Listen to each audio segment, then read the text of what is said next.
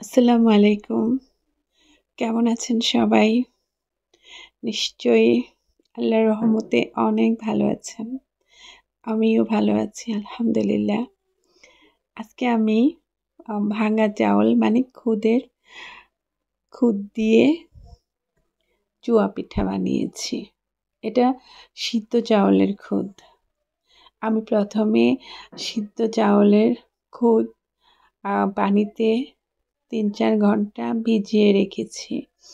ভালো করে ভিজিয়ে তারপর এটাকে অনেক সুন্দর করে ধুয়েছি। ধুয়ে পাটাতে একদম মিক্সড করে বেটেছি।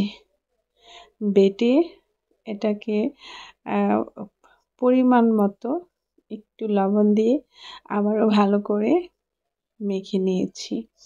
তো এই খুদের পিঠা চুয়া পিঠা বানালে খুবই ভালো লাগে খেতে। একদম নরম সফট হয় এই সিদ্ধ চাউল দিয়ে অথবা চাউলের খুদ দিয়ে চুয়া পিঠা বানালে।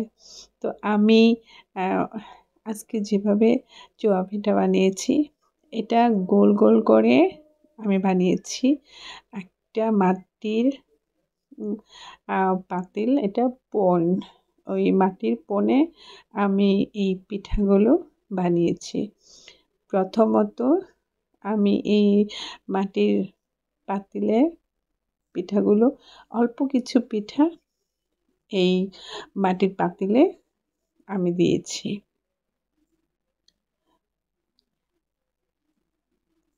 এই পাতিলে একবারে পিঠা দিলে পিঠাগুলো একদম একটার সাথে একটা লেগে যায়।